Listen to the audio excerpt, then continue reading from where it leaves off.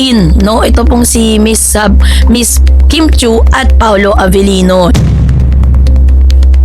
Well, in fact, deserve naman talaga nilang dalawa na maging masaya, di ba? Loveness ni Miss Kim Chiu and Paolo Avellino abay usap-usapan ngayon sa social media. Gaano nga ba katotoo ang mga chikang ito?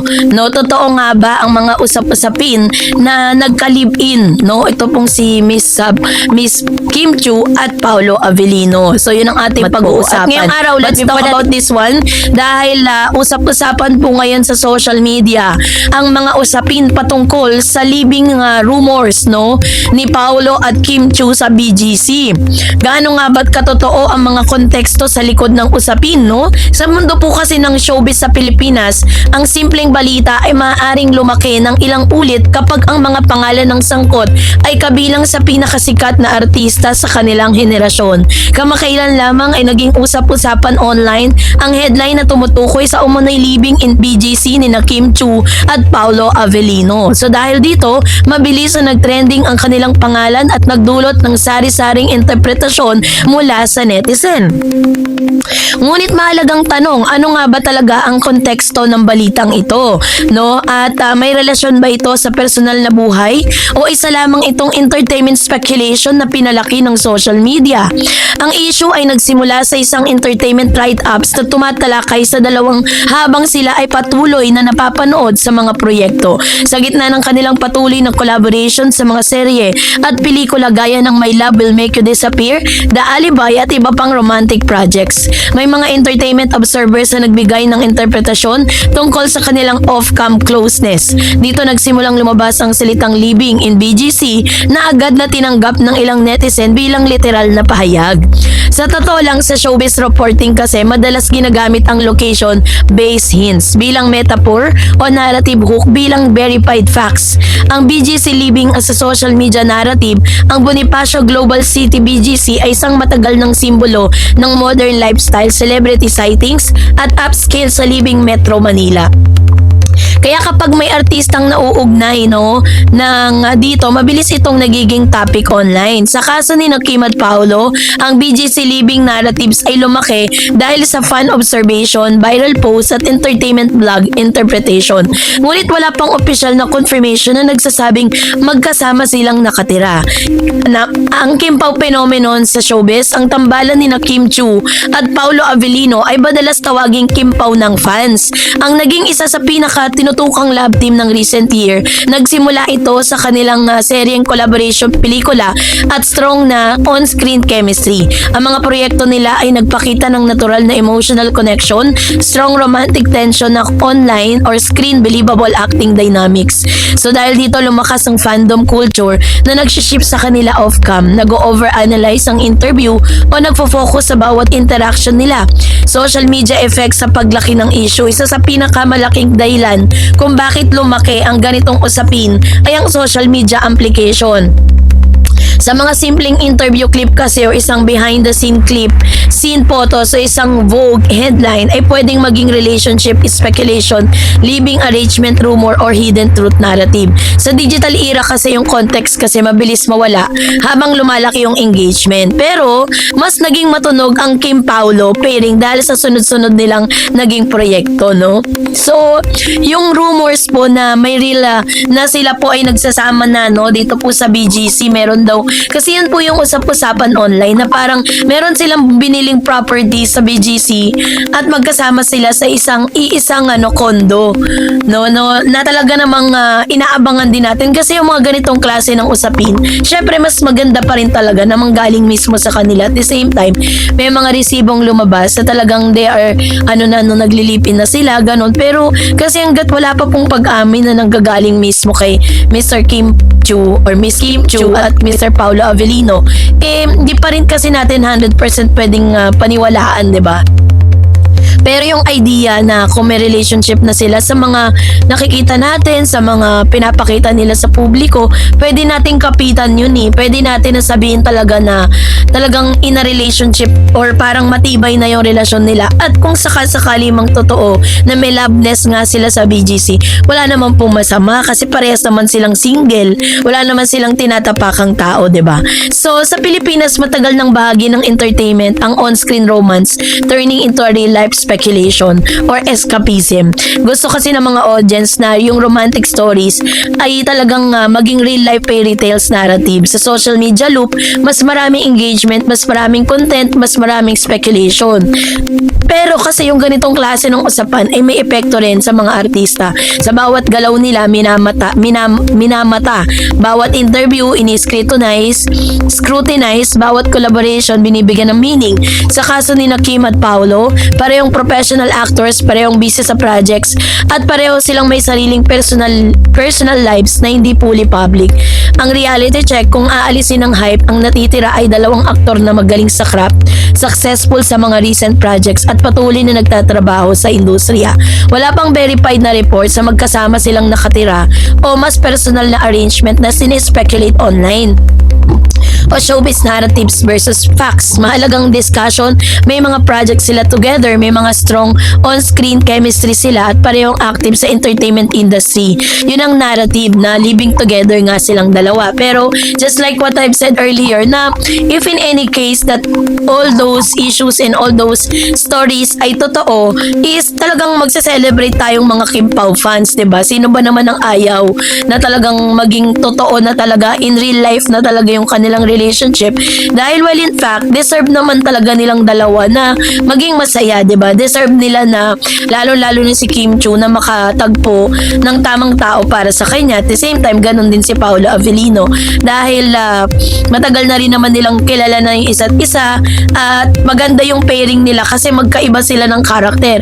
Itong si Kim Chiu very loud, napaka masayahin, enthusiastic, while ito naman si Paolo is very tahimik, very secretive, napaka yung misteryoso siya, 'di ba, sa lahat ng kanyang mga kilos. At hindi siya ganun ka rami magsalita sa publiko, napakatipid. So talagang makikita natin na very compatible yung kanilang character. Kaya naman yung mga loveness na yan, yung kanilang living together in BGC, yan po ay pa rin, kumbaga is usap-usapan pa rin yan online. So kung makakuha tayo ng mga resibo na makapagpapatunay talaga that they are living together, ilalabas natin yan agad-agad sa ating channel. So Aba, kayo po, Miss Kim Chiu na palaban, no?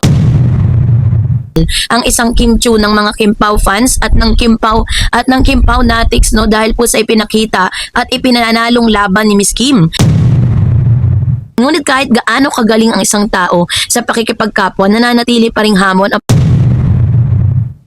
Ayan, but Aba, before Miss that, Kim if Chiu you na palaban, no? Ano nga ba ang naging journey ni Miss Kim patungkol sa balitang ito? At bakit nga ba tila napahanga ang lahat sa ginawa ni Kim sa labang ito? So yun ang ating pag-uusapan maya-maya lang. But before, at ngayon eto na, no, let's talk about this one dahil talaga namang hinahangaan at lalong minahal ang isang Kim Chiu ng mga Kim Pao fans at ng Kim Pao Natics, no, dahil po sa ipinakita at ipinanalong laban ni Miss Kim. Isa na namang makulay at nakakaaliw na eksena ang nasaksihan ng mga manonood ng It's Showtime na makaharap ni Kim Chiu, ang Chinese actress sa si Linda Walker, sa isang special na bahagi ng programa. Kilala si Kim bilang isa sa pinaka-energetic at palaging palakaibigang host sa telebisyon. Ngunit aminado siyang hindi naging madali ang kanyang naging karanasan sa pakikipag-usap sa mga panauhin aktres mula sa China.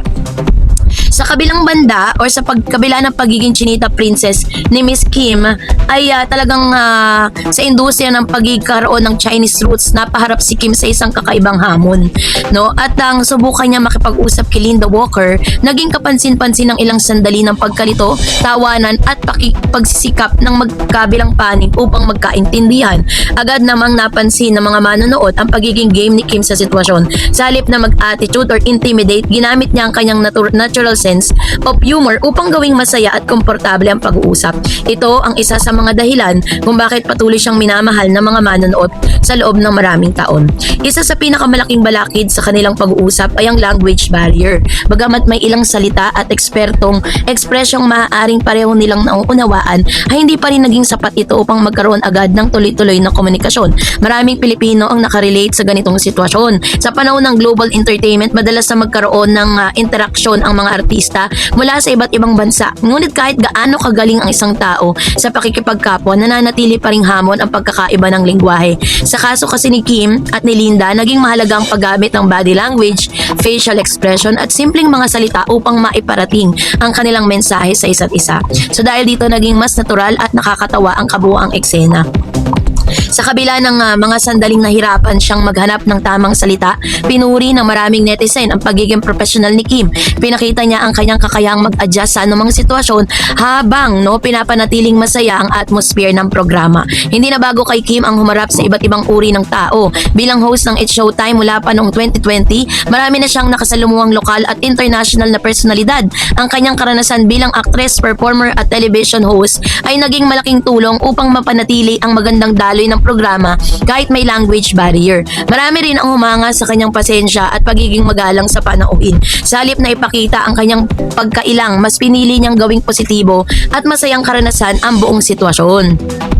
Bukod kasi sa entertainment value ng segment, nakita rin ng maraming manonood ang kahalagahan ng cultural exchange. Sa pagmamagitan ng pagbisita ni Linda Walker sa programa, ay nabigyan ng pagkakataon ng mga Pilipino na makita ang isang personalidad mula sa ibang bansa at kultura.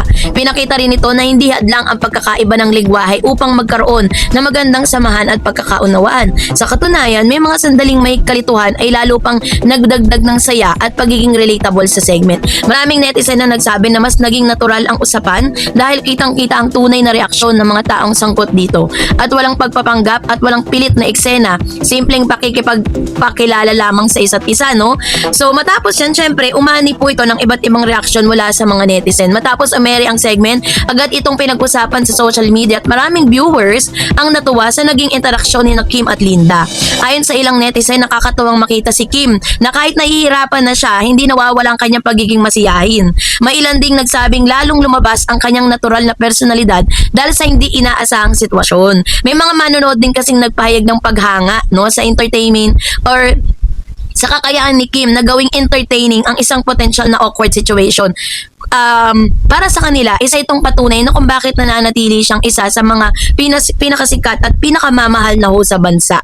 Sa paglipas ng taon, malaki ang naging pagbabago sa karera ni Kim Chiu. Mula sa pagiging Pinoy Big Brother Teen Edition winner, naging isa siyang matagumpay na actress, singer, entrepreneur at television host. Ngayon, isa sa mga pangunahing personalidad ng It's Showtime. Ang kanyang pagiging natural sa pagharap ng kamera ay isa sa mga dahilan kung bakit patuloy siyang tinatangkilik ng publiko. Ang kanyang karanasan kasama si Linda Walker ay isa na naman patunay na handa siyang harapin ang anumang hamon sa kanyang trabaho, maging ito man ay pag-arte, hosting o pakikipag-usap sa mga international guests.